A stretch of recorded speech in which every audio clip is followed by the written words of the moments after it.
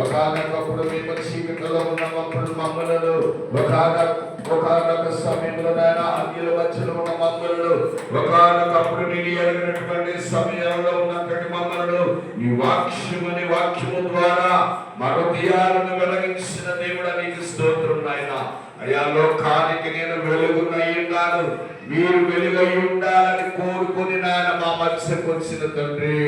అయ్యా నీ ముఖ కాంతిని మేము చూడలేము తండ్రి. అయ్యా సూర్యుని యొక్క కోపానికి మేము తట్టుకోలేకపోతున్నామయ్యా. మేము తట్టుకోలేము తండ్రి. నీ ఉగ్రతను నాయన ఈ లోకములో నాయన ఎవరు కూడా తట్టుకోలేరు తండ్రి. నా దీపమును ఆరిపోకుండా కాపాడేవాడా నీకు స్తోత్రం. మీ బిడ్డల యొక్క కుటుంబాల్లో ఉన్న పీడలను కాపాడుతున్న తండ్రి నీకు స్తోత్రం నాయన. అయ్యా నిద్రించిన వారి కంటే మేము గొప్పవారు కాదని నీ లేఖనాలు సెలవిస్తున్నాయన. అయా ప్రసంగి గ్రంథకర్త అంటున్నారు, అయా ఇప్పుడు బ్రతుకుతున్న వారి కంటే ఇంతకు ముందు కాలము చేసిన వారే ధన్యులు లేక గొప్పవారిని సెలవించిన దేవుడా. యువతి కాల సమయంలో తండ్రి మా ఆత్మను వెలిగించిన దేవుడా, మా ఆత్మను కాపాడుతున్న దేవుడా, మా శరీరమును మా సంఘమును మా కుటుంబాన్ని కాపాడుతున్న తండ్రి నీకే స్తోత్రం. అందుకే అడుగడుగున నిన్ను స్తుతించినా మేము సరిపోమయ్యా.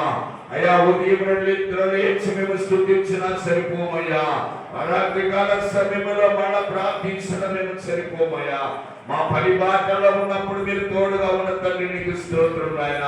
మా కష్ట సమయాల్లో మీరు మాకు తోడుగా ఉన్న తండ్రి నీకు స్తోత్రం నాయన. నేటి ఉదయకాల సమయంలో ప్రత్యేకంగా నీ పిలుపును గ్రహించి మైకి యంత్రము ద్వారా విదాసుడు ప్రారంభించిన వెంటనే నీ బిడ్డల పరుగున నీ సన్నిధికి వెతుక్కుంటూ నీ దగ్గరకు వచ్చినారయ్యా. అయా ఆనాడు దావీదు కాలంలో ఎలాగైతే వచ్చినారో, అయా నాయన రీతిగానే నాయన అబ్రహాము కాలంలో ఎలాగైతే వచ్చినారో, అలాగే మోషే కాలంలో నాయన పర్వతం దగ్గరికి ఎలాగ వచ్చినారో, ఆ వచ్చిన వారితో మీరు మాట్లాడిన తండ్రి నీకు స్తోత్రం.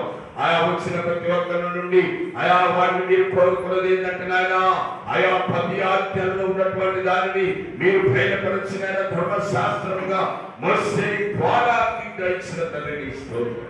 అతి ధర్మశాస్త్రం మీకు ఎడగొట్టాలి తొలగిపోకుండా అయ్యా నిత్యం నీ సన్నిధిలో ప్రార్థించే బిడ్డలు కాదు, నిత్యం నీ సన్నిధిలో ఉండి మొరపెట్టుకునే బిడ్డలు కాదు, నిత్యం నీ సన్నిధి వెతుకుతూ ఉండేవారు బిడ్డలుగా ఉండటం సహాయం చేయాలి. మా హృదయాలను వెలిగించనయ్యా, మా ఆత్మను వెలిగించనయ్యా, మా శరీరాన్ని బలపరచనయ్యా. మేమెంతో శోధించబడుతున్నాం, మేమెంతో వేధించబడుతున్నాం. మీ బిడ్డలు కూడా ఎంతో కన్నీరు విడుస్తున్నారు, మా కన్నీటికి జవాబునివి అయా. సమస్తములు నెరవేర్చండి అయా. మీరే ఆధిపత్యంగా ఉండి అన్నిటికీ కుదురుగా సమాధానం దయచేయగలరు. సమస్త మహిమా ప్రభావాలు పొందుకుమని యేసునామములో అడుగుచున్నాం తండ్రి. దయచేసి అలాగే ఉండండి. 106వ కీర్తన భాగములో